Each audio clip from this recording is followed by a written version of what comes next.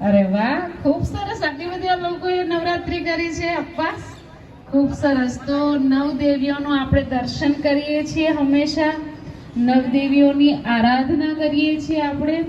તો વાસ્તવમાં શિવની શક્તિ છે અને અંદરની શક્તિ આ બાહ્ય રૂપે બતાવવામાં આવી છે. વાસ્તવમાં જે પણ દેવીઓ છે એ બધી દેવીઓના અંદર શક્તિ સમાયેલી છે. જેમ કે બતાવવામાં આવ્યું છે એ ખોડિયાર. ખોડિયાર એટલે શું? હે ને, ખોડ ખાપણ દૂર કરવા વાળી. તો એ કોણ? એ આપણી અંદરની શક્તિ છે. અંદરની શક્તિ જાગૃત કરીએ તો આપણા જીવનમાંથી આપણે ખોડ ખાપણ દૂર કરી શકીએ. બતાવવામાં આવ્યું છે અંબા. અંબા એટલે કોણ? બધાની બધી જ મનોકામના પૂર્ણ કરવા વાળી. હે ને?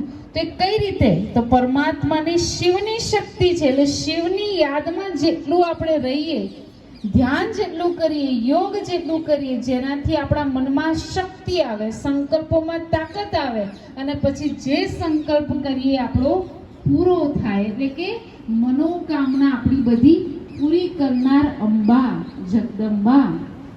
બતાવવામાં આવ્યું છે લક્ષ્મી. તો લક્ષ્મી એટલે કયું? ધન. આપણને તો હંમેશા શું યાદ આવે? પેલું ધન યાદ આવે, હે ને, પૈસા. પણ વાસ્તવમાં જેટલું જ્ઞાન ધન ધારણ કરો એટલા ઓટોમેટિક પેલો પૈસો તો પાછળ મળે જ. વાસ્તવમાં જ્ઞાન ધન આપવા વાળી, જ્ઞાન ધન જીવનમાં ધારણ કરવા વાળી લક્ષ્મી દેવી. એના પછી બતાવવામાં આવ્યું છે માં દુર્ગા. દુર્ગા એટલે દુર્ગુણોને દૂર કરનાર. દુર્ગુણ હોય ને આપણા, જે આપણી અંદર જે અવગુણો આવી ગયા છે, દુર્ગુણો આવી ગયા છે અને ખરાબ આપણી અંદર જે આદતો આવી ગઈ છે એને કાઢવા વાળી. અને કહે છે ને અસુરોનો સંહાર કર્યો. તો આ બધા અસુર કહેવાય, દુર્ગુણ એ અસુર કહેવાય.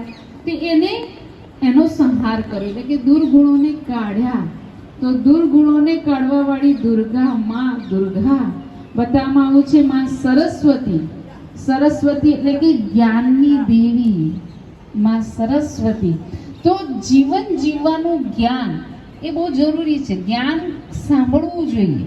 અમે હંમેશા બતાવીએ છીએ કે તમે જ્યારે કોઈ પણ જગ્યાએ જાઓ, તમે કોઈ વાહન લઈને ગયા હોય અને વાહન તમારું રસ્તામાં બગડી જાય, તો વાહન તમે હેરાન પરેશાન થઈ જાઓ. પણ આપણા બદલે કોઈ ગેરેજ વાળો હોય અને એ રસ્તામાં જતો હોય, એનું વાહન બગડી જાય તો એ હેરાન થાય?